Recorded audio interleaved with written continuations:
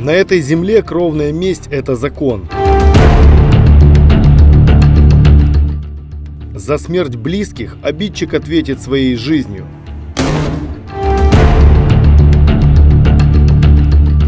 Любое сказанное слово или взгляд может послужить для объявления вам кровной вражды.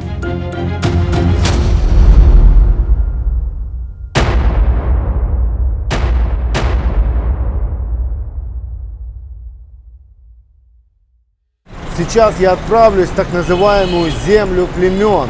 Это автономия в составе страны, где все правила поведения и соблюдения законов определяют местные кланы. Центр Исламабад не в состоянии проконтролировать все, что там происходит. Поэтому отдаемся на волю провожатых.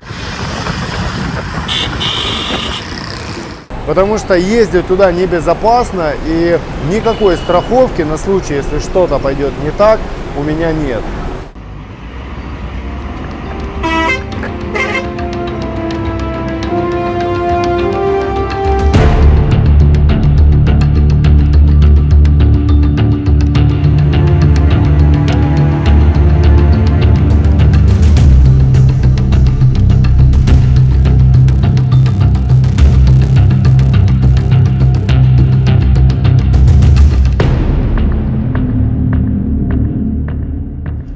Этот человек – адвокат. Он пользуется большим уважением у местных, так как решает спорные вопросы.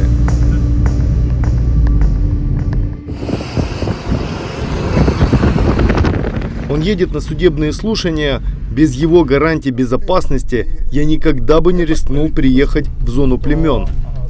Я под его защитой.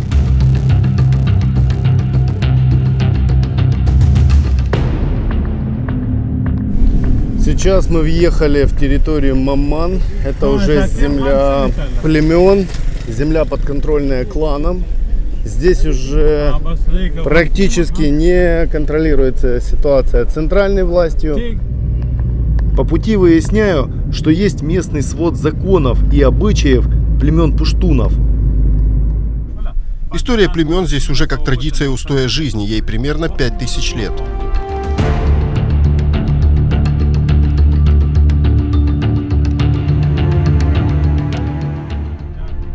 В Пакистане действует одно законодательство, но вот на этой территории, где мы сейчас, есть альтернативные законы – Пуштунвали.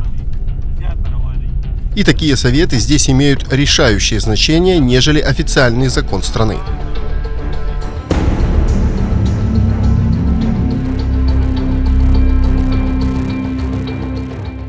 Вот когда происходит кровная месть? А вот когда происходит убийство и потерпевшая сторона не готова простить, то совет Джирга принимает решение, в связи с которым потерпевшая сторона имеет право выбора, чью именно жизнь забрать в отместку. Это может быть как сам обидчик, так и члены его клана. То есть совет может принять решение о лишении жизни родственника убийцы. Это может быть только мужчины.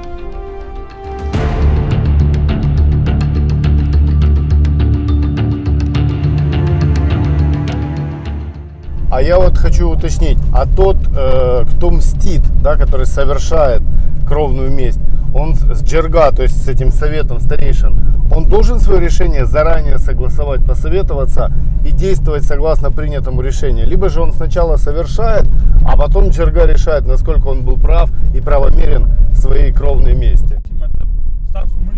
Когда сам акт мести совершен, после созывают совет, на котором решают, насколько месть была адекватной.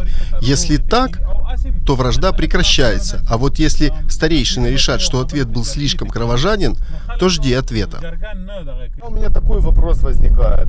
Если месть правомерная, и если человек имеет право лишить жизни другого человека за те деяния, которые совершил он, за убийство, тот, который лишил другого в качестве мести, он перед законом Пакистана чист, то есть не будут ли его потом за пределами, скажем так, территории племен где-то пытаться привлечь к ответственности за убийство?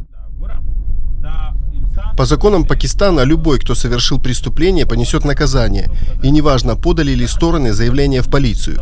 Но если потерпевшая сторона готова простить, то преследования по закону не будет. Не часто, но бывают случаи, когда враждующие стороны идут на мировую. Например, кто-то совершил убийство, потерпевшая сторона готова простить обидчика. Тогда виновного в смерти не лишают жизни, как часто это бывает, а в наказании он навсегда покидает территорию племен, и его земли переходят к потерпевшей стороне. Прощение, как часто прощают или чаще наказывают? Если в процентах, то примерно 30% это мировые соглашения, а остальное – кровная месть.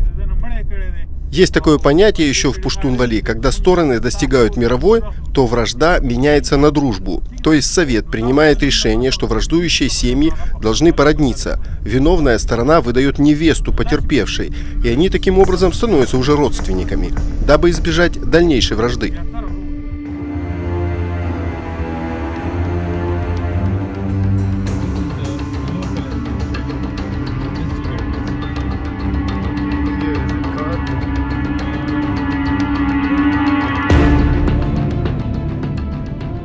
Так, мы сейчас подъезжаем к местному суду.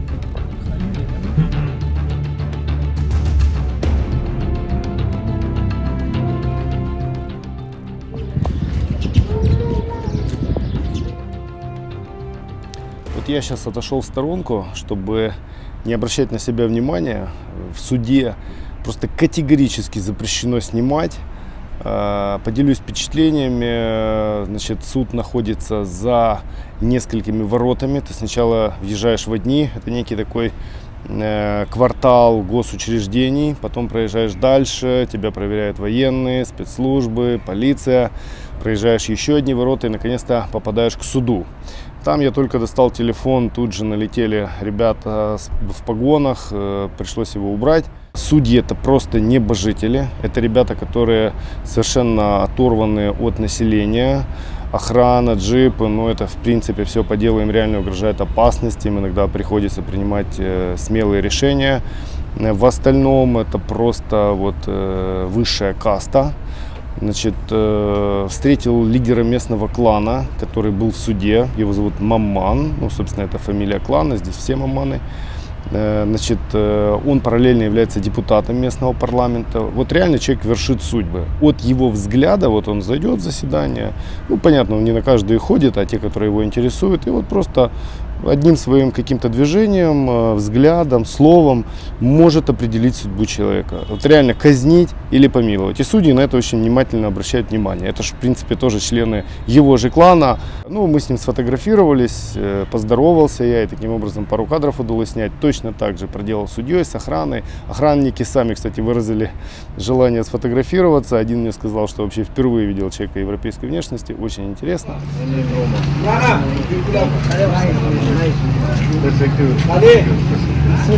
Адвокаты. Тоже было интересно наблюдать. Здесь они очень объединены. Это реально некая такая единая команда, семья. Особенно так чувствительно было, как они обедали. Прям в суде поставили некую такую скамейку, присели вокруг и друг друга там подкладывали хлеб, мясо, все такое прочее. Ну, реально очень дружеские, близкие отношения. Вообще не ощущается какой-то конкурентности. Может быть, потому что, опять-таки, это все один клан, и есть некая такая, скажем, дележ полномочий, ролей. То есть представьте, вот все, это же все, да, как бы вот земля племен, одна община. Вот ты брат, значит, судьи, ты прокурор, ты адвокат, ты в полиции. В принципе, всем этим руководит клан.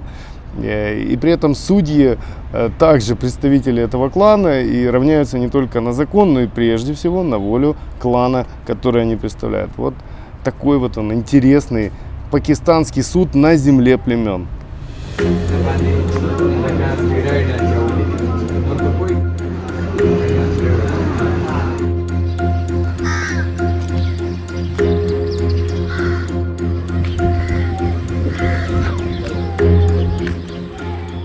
буквально два слова откомментирую, что такое территория племен. Это, по сути, самоуправляемые территории, которые сами регулируют внутренний порядок. Что касается общественного порядка и отношений на этих территориях, то они регулируются непосредственно в трайбах.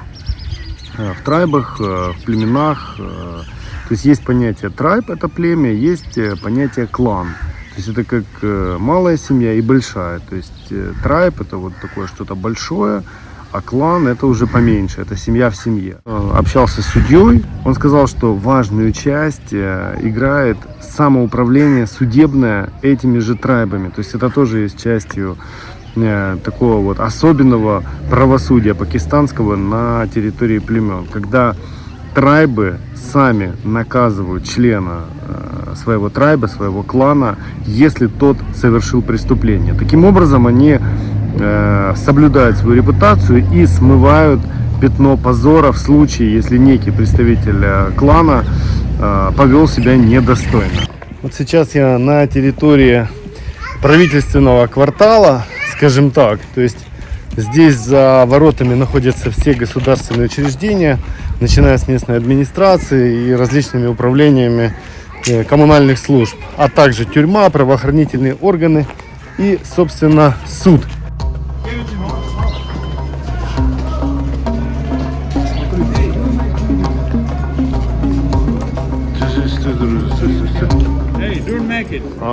Ну и этот фильм мог не состояться. Просто-напросто сегодня у меня чуть было не отобрали телефон, и, наверное, какое-то чудо спасло меня от того, что пакистанские полицейские меня не задержали. Все дело в том, что я стал свидетелем сцены, когда увидел группу людей, это были заключенные, их вели в самых настоящих кандалах. Они были закованы в цепи. Я начал это снимать, просто... Знаете, как в фильмах каких-то показывают этих закованных заключенных средневековья. Тут же налетели полицейские, военные, стали пытаться вырывать у меня телефон. Я просто вот так сжал его в кулак и понимал, что вот сейчас я его отдам, и все, я его больше никогда не увижу. Я был не один, а в сопровождении своего местного проводника, которого вы видели, адвоката по имени Маман, который просто меня отстоял. Я говорю, а почему нельзя снимать? Я в общественном месте, вы ведете этих людей. Ответ, внимание. Дело в том, что они говорят мне на ломаном английском, что заковывать людей в цепи – это жуткое нарушение прав человека, и что пакистанские власти постоянно за это ругают. А ты это снимал. Ну то есть не в том как бы проблема, что они права человека нарушают, а в том, что я снимал это.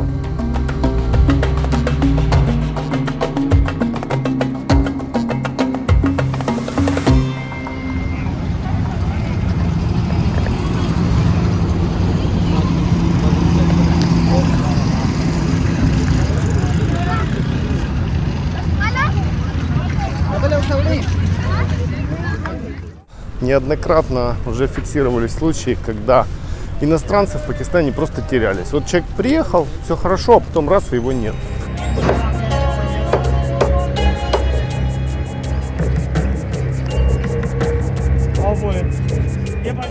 Полицейских на улицах не очень много. То есть, казалось бы, государство полицейское, да, но вот людей в форме, автомобилей соответствующих практически не встретить.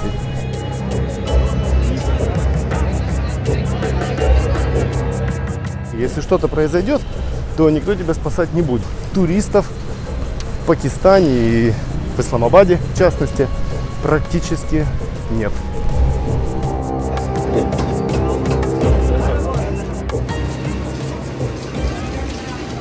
Собираюсь ехать в Пешавар, это уже зона племен, более такое, скажем, ортодоксальная местность. И поэтому одеться я должен соответствующим образом. Вот в таких вот жилетках, водолазках там делать нечего. Это с одной стороны опасно, а с другой, ну, ухудшает контакт с местным населением. Сейчас моя задача выбрать местное платье. Пришли в местную модную лавку. Мне посоветовали выбирать какой-то темный цвет, чтобы он был менее маркий. It will be nice. Камис. Камис, так называется платье. Вот оно будет выглядеть вот так, как у моего друга. Вот такая рубашка длинная и штаны. Так, снимаем мерки. Тут буду знать свой размер. किधर कितनी आ रहा है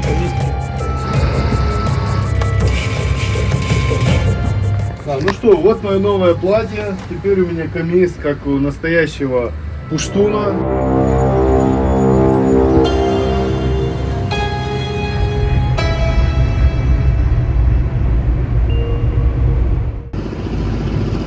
Остановились возле местного кафе, попить чаек, кофеек. Вот так выглядит придорожная кафешка.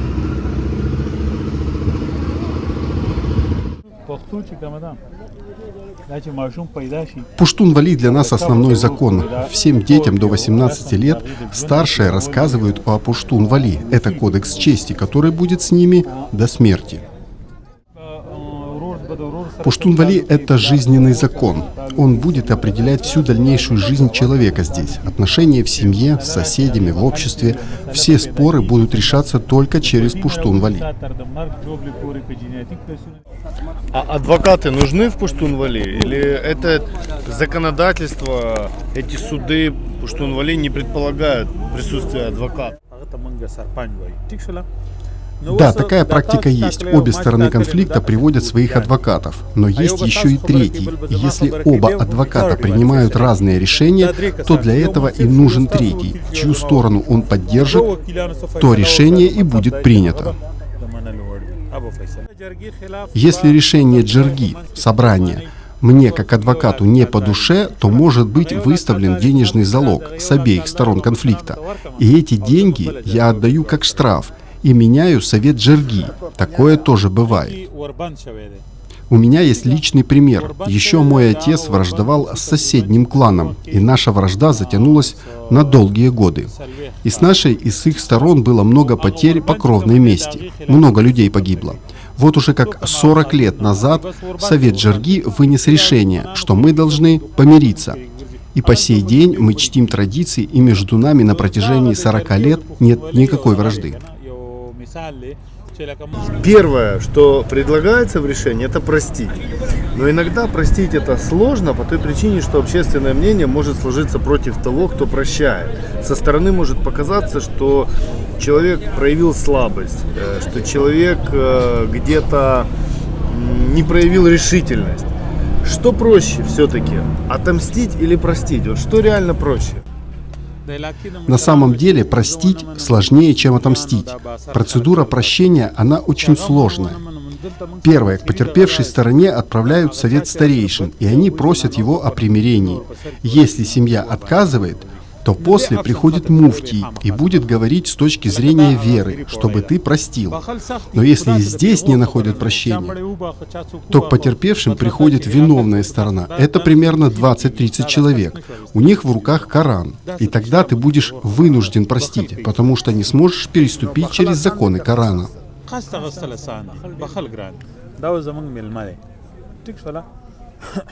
Основной закон в Пуштун-Вали – это закон гостеприимства. Вот вы, Роман, находитесь у меня в гостях. Все, кто вокруг, тоже вас так воспринимают, и никто не осмелится нанести вам вред. Какими бы силами он ни обладал, за вас тут все горой станут, потому что вас признали гостем.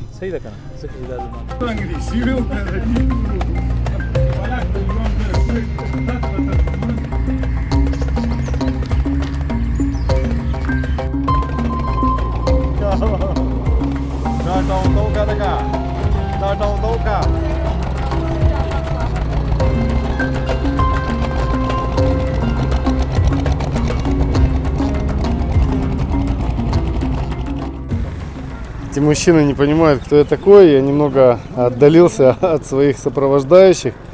И они такое впечатление, что вообще впервые видят иностранцы. Поэтому все на меня смотрят как на инопланетянина. Вот реально просто не понимают, что я здесь делаю и вообще откуда я взялся. Потому что тут такое впечатление, ну хотя видите, вон там welcome написано.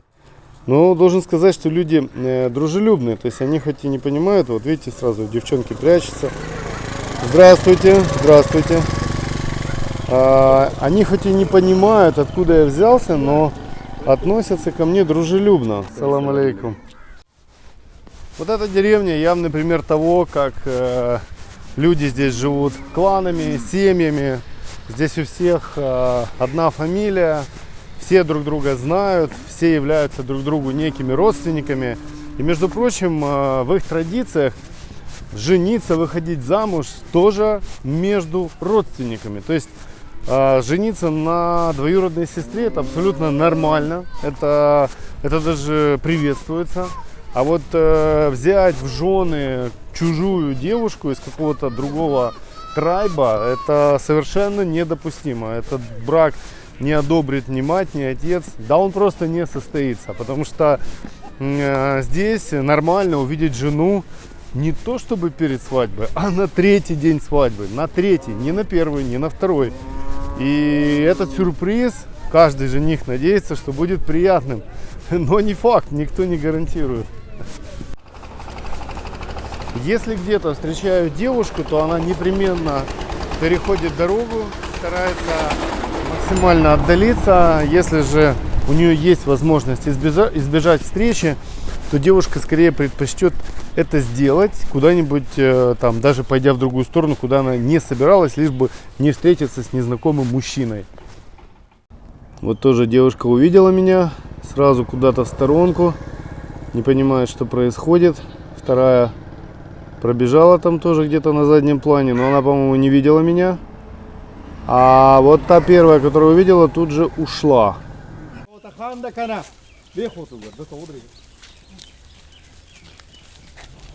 Ну и еще несколько примеров, как работают законы Пуштун-Вали. Допустим, супружеская измена. Согласно законам Пуштун-Вали достаточно только лишь одних подозрений. Ведь они, как известно, не беспочвенны и дыма без огня не бывает, считают пуштуны. Поэтому достаточно, чтобы муж заподозрил жену, и это дает ему основание убить свою жену и лишить жизни любовника.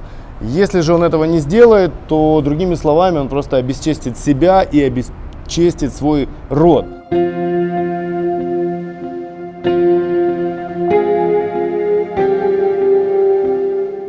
Вообще понятие рода, семьи, родословной — это очень важно в культуре пуштунов. Учитывается, кем был твой отец, кем был твой дед, прадед. Каждый знает там до 6-7 колена, кем были члены его семьи. И когда судьи пуштунского суда выносят свое решение, они в том числе учитывают этот фактор, из какой семьи этот человек, какое у него было воспитание, образование. То есть это все тоже имеет значение. Вот, допустим, внимательно изучается, есть ли в роду певцы, и есть ли там сутенеры, или, допустим, барберы.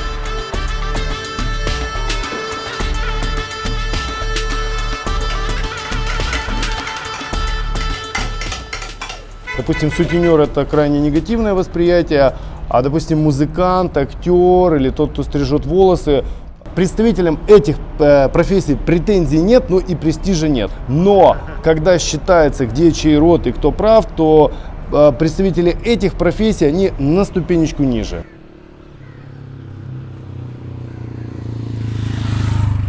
Салам алейкум. Алейкум салям. Или такой пример, если не повезло, и ты там где-то в какой-то потасовке зацепил другого пуштуна, и у него упал тюрбан, его головной убор на землю, считай, что тебе обеспечена вражда на 40 лет. То есть из поколения в поколение будут выяснения, это все равно, что ты с него штаны снял. Вот представьте, насколько важна гордость, чувство собственного достоинства для пуштунов.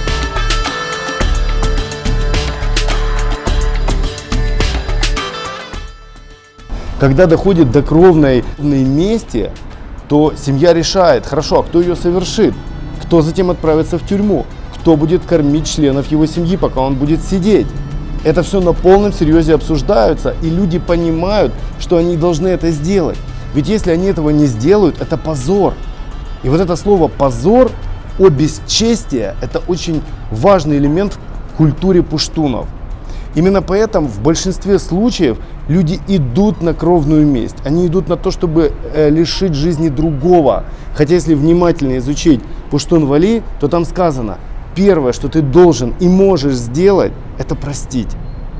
Это, знаете, вот проявить искреннее некое такое благосклонство, сделать это от чистого сердца и сделать это Не потому, что ты слабый, не потому, что ты боишься отомстить и войти в конфронтацию, но из-за того, что многие могут подумать именно так, в большинстве случаев пуштуны принимают решение идти в бой и отвечать кровью за кровь.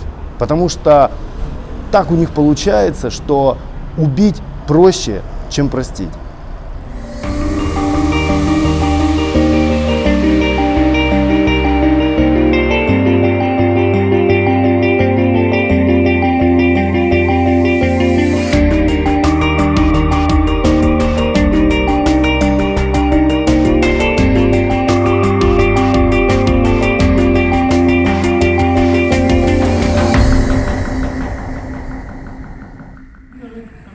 Kau pergi Ganesha? Kamu pergi? Hah? Kamu dah khawal kiri. Вот смотрите, местные жители едят тростник.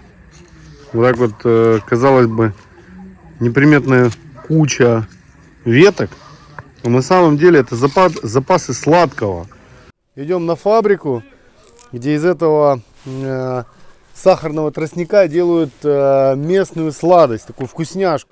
Здесь видим некий цех, работает печь, идет дым, перерабатывается патока. Патока, добываемая из сахарного тростника. Мастер, который бросает в печь всю эту шелуху, нагнетает температуру. Ну и, собственно, интересно, где же сам продукт. Такая вот мануфактура. Я вижу цех некий. Вот сейчас мы в него и зайдем. Кулинары местные, сладких дел мастера, которые производят прекрасные сладости. Вот эти вкусняшки. Значит, вот у нас тростник. Из него выдавливается сок, а потом этот сок сливается вот сюда, и здесь он кипит, ну как варенье. Густеет, густеет, густеет, становится все более густой, и затем уже превращается вот в такие сгустки. Эти сгустки вываливаются сюда, и затем все это вот такой лопаткой дробится вот в десерт, который вы уже видели.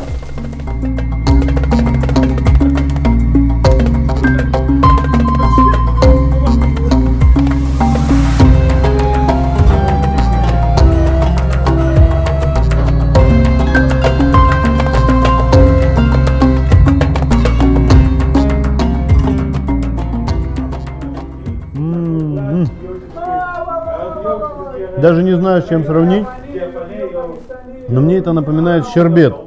Когда вываривается щербет, я думаю, если сюда добавить орехи, это будет еще более вкусно. Но реально оригинальный вкус и ноль каких-либо ГМО, каких-либо вкусовых добавок. Это чисто натуральный продукт.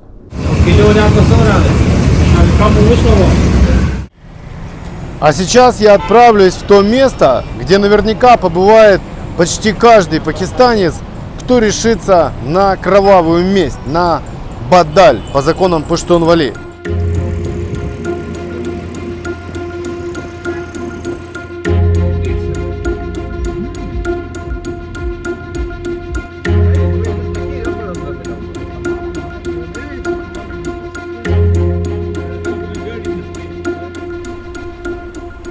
Мы в городе Дара. В этом месте, хочу признаться, я давно мечтал побывать. Это тот самый городок в Пакистане, где нелегально производят какое угодно стрелковое оружие. И здесь же его не просто производят, но и продают. Конечно, попасть сюда не так просто, поэтому пришлось брать специальных провожатых и приодеть вот эту прекрасную шапочку тапай, для того, чтобы меньше обращать на себя внимание. Вот сейчас попробую немножечко здесь поснимать и пообщаться с местными. Посмотрите, какая ужасная антисанитария, повсюду мусор. Но это все покажется мелочью, когда вы просто увидите всех этих гангстеров, которые вооружены до зубов на каждом шагу. Вот здесь прямо на наших глазах делается составные детали автомата Калашникова.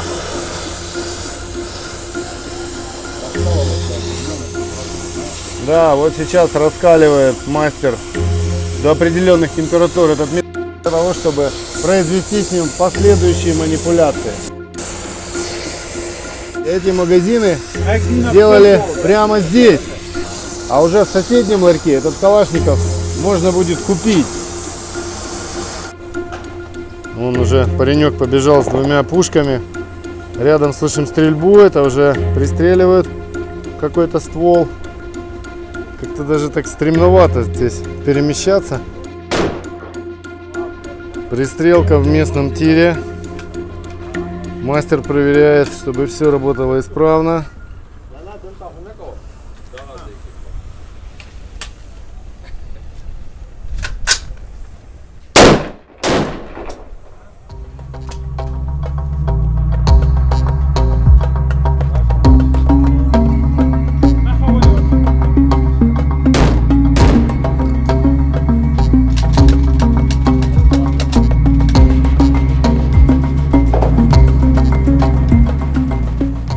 Реально скажу я вам, стрёмно тут находиться.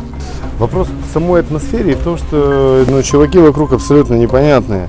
И если приехать сюда без, скажем так, надежного сопровождающего, здесь легко можно остаться. Просто мешок на голову и отправиться вот куда-то вот в те кишлаки. А что будет дальше, одному Аллаху известно. Мастер занимается ремонтом автоматов Калашникова. Вот, допустим, на этот экземпляр у него идет 3 недели, и стоить это будет 6000 рупий. 6000 рупий — это приблизительно $40 США. Вот такая вот стоимость ремонта калаша. А вот уже экземпляры готовые вернуть клиентам. Знаете, как приходишь в обувную мастерскую, и у сапожника стоят уже какие-то сапожки, туфельки, кроссовочки, которые пора отдавать. Так и здесь вот пистолеты ждут своих замечательных хозяев. My local people is buying it. Local people. Переводчик нам говорит, что покупатели этого оружия — это просто местные ребята.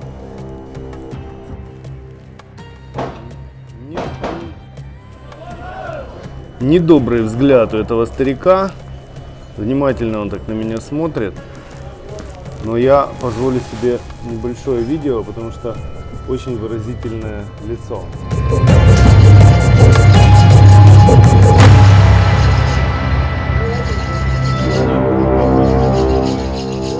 How many times you need to make Kalashnikov from start to finish? How many times? In 5 days. 5 days. Yeah. Произвести Калашников от нуля ребятам необходимо 5 дней.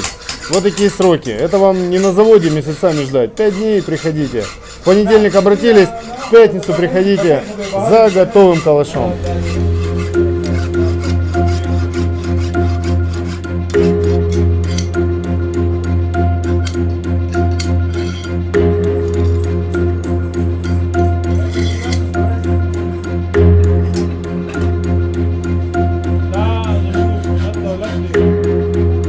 $200 стоит вот такой вот автомат, новый.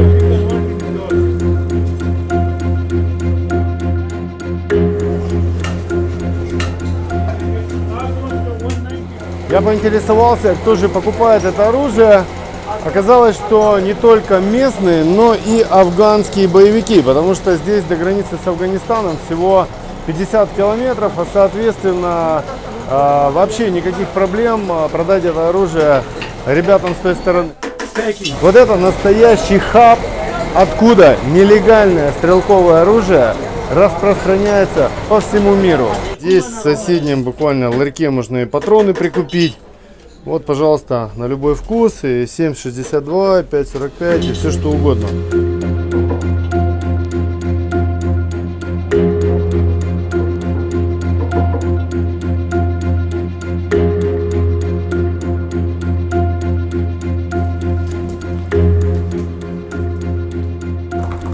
Сложно даже подсчитать, какой объем здесь вооружения циркулирует, потому что вот только этот ряд длится более километра, а таких здесь несколько. Поэтому сказать точно, какой здесь оборот, ну, это сложно представить.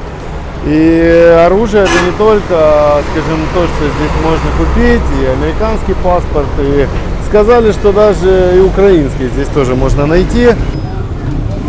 Ну и буквально в нескольких метрах от этого оружейного ряда я встретил полицейского, который абсолютно не обращал внимания на происходящее. Покупка оружия, продажа, производство – все это требует специальных документов, лицензии, но всего этого здесь, конечно же, нет.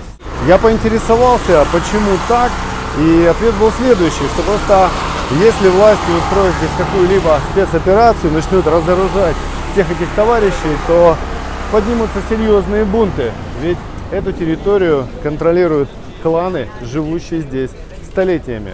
Даже находиться здесь, если откровенно, мне не очень приятно. Пахнет какой-то, знаете, опасностью и неискренностью. Каждый просто хочет заработать беспринципно, не обращая внимания на то, что он продает и кому. Ну и обратите внимание, рядом с нелегальным оружием и боеприпасами вот так вот соседствует отделение банка. Ну а вот машина, которая меня сюда привезла. Нежелательно сюда ехать, если тебя здесь никто не ждет и никто не сопровождает. И спасибо этому человеку. Thank you very much.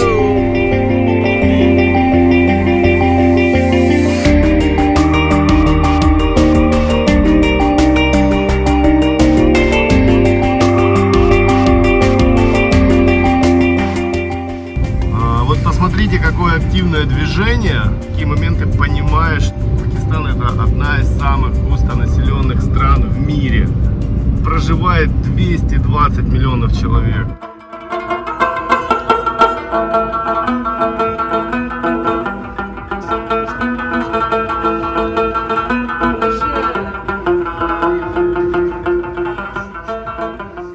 How many children you want?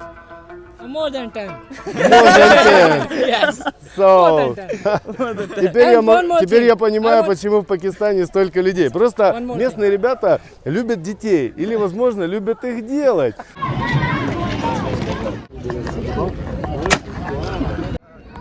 Ребята попросили взять 13-й телефон в руки, чтобы сфотографироваться, дабы показать друзьям, что у них есть такой телефон. Вот настолько 13-й iPhone здесь в моде, что люди мечтают хотя бы секунду его подержать, дабы запечатлеть кадр с айфоном номер 13 в руках.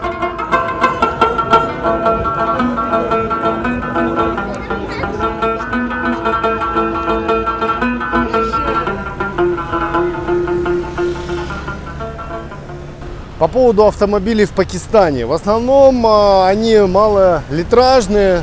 В основном это японские, корейские авто. В основном, как вы видите, небольшие. Ну, наверное, самый такой лакшери и более-менее распространенный это вот Land Cruiser Prado. Вот есть такое зеркало. Видите, вот обычное, привычное для нас. И вот такое вот зеркальце. Вот именно на прадиках эти зеркала есть. Это некая такая привилегия. Suzuki. Народный автомобиль Пакистана. Ничего себе кортежик. Но это первые такие лакшери авто, которые я вижу здесь за несколько дней.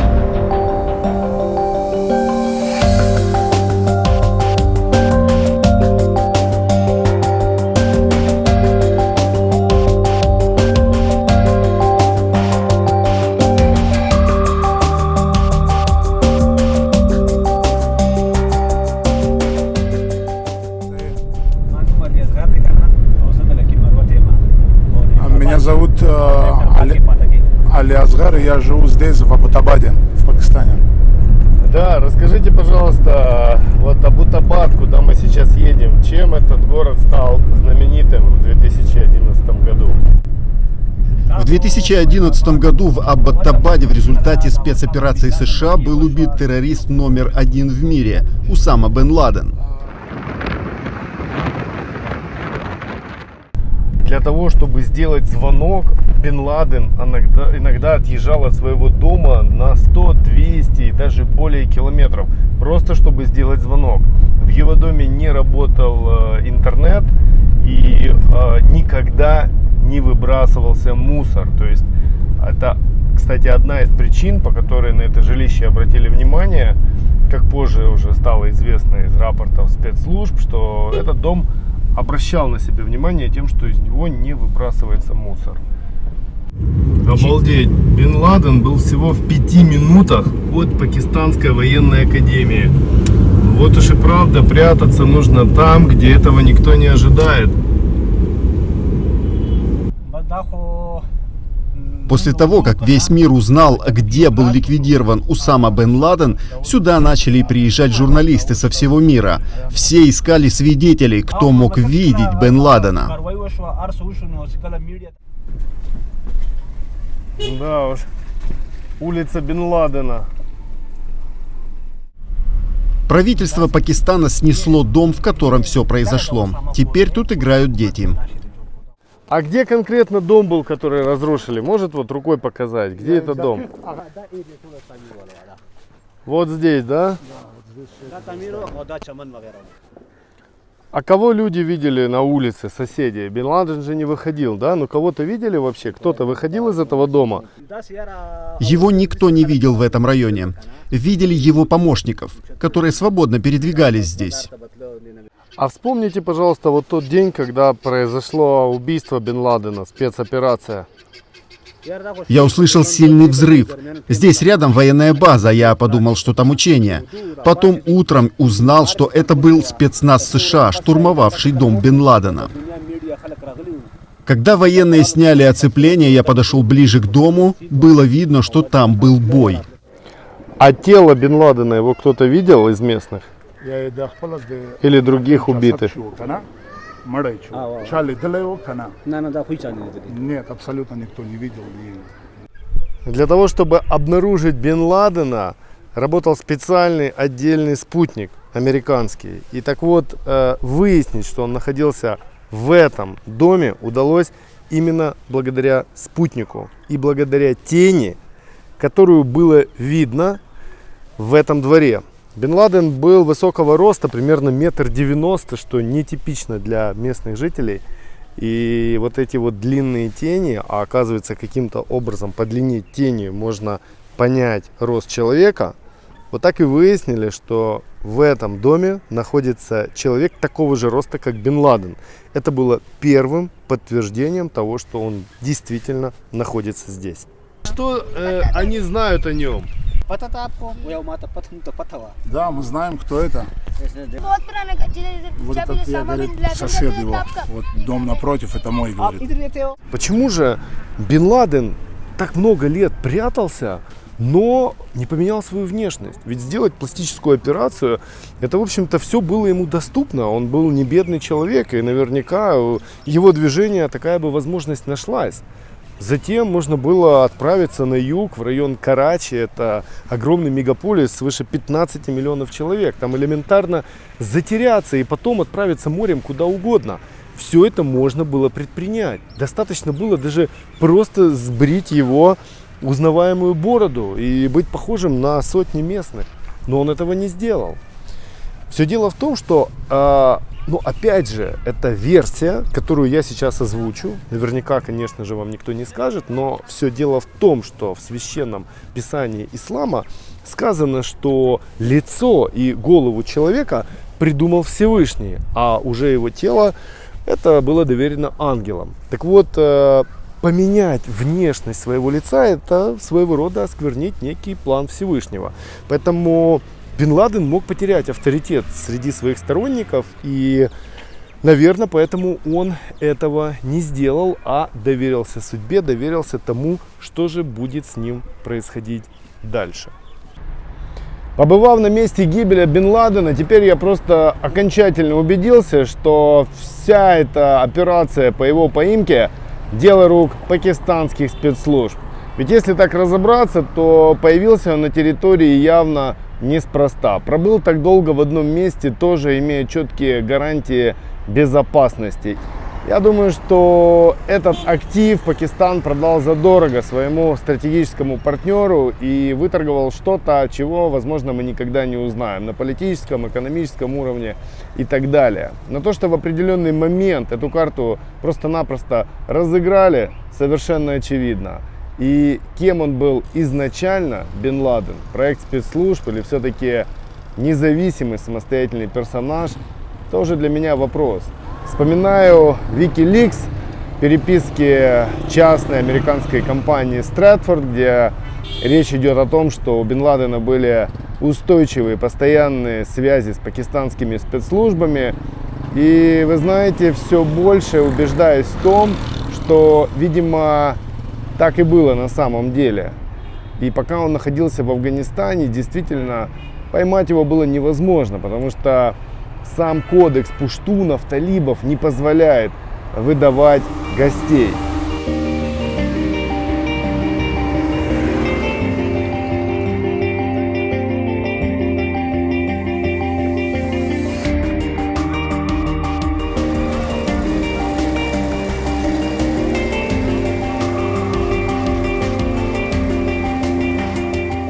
Смотрите на эти автомобили, это просто что-то восхитительное. Подобное видел в Индии, и то должен сказать, что, наверное, не настолько яркими они были. Это же просто какие-то, я не знаю, какие-то супергерои, какие-то автомобильные трансформеры. Я думаю, что эти грузовики достойны какого-то отдельного повествования. Ничего подобного нет нигде в мире, и даже индийские, как по мне, уступают этим настоящим монстрам. Вы только представьте, сколько нужно было внимания, сил, любви для того, чтобы все это украсить. И обратите внимание на двери, они все деревянные. Это уже такой раритет настоящий. Ну где еще такое увидеть? И грузоподъемность этих лошадок вызывает отдельное уважение. Вот такие вот валуны мрамора, эти даже не вчерашние и не позавчерашние, а какие-то, я не знаю, какие-то античные автомобили с легкостью поднимают. Вот по дороге сюда я, наверное, на протяжении 100 километров я видел эти грузовики, которые один за одним везут этот мрамор, который впоследствии попадает в Китай и оттуда через биржи разъезжается, разлетается, расплывается по всему миру. То есть основные мировые бренды мрамора, они добываются в пакистанских горах. И вот на этих красавцах в необработанном виде отправляются дальше. Что хочу отметить, это дружелюбность местных людей. Вот я остановился здесь совершенно без подготовки, не имея каких-либо договоренностей, и впервые увидел, и, возможно, в последний раз, всех этих мужчин. И никто не выразил никакой агрессии. Поэтому в некоторых ситуациях, когда мы воспринимаем подобные территории, Пакистан, Афганистан и все прочие страны, которые считаются зоной риска, то изначально есть некое такое, такое с опаской отношение к местным людям. А на самом деле большинство из них гораздо более открытые и дружелюбные. И если сравнивать их с большинством тех людей, с которыми вы встречаетесь и здороваетесь каждый день. Вот говорю вам от чистого сердца. Таких открытых и искренних людей, которых я встречаю здесь на своем пути, я редко где встречал.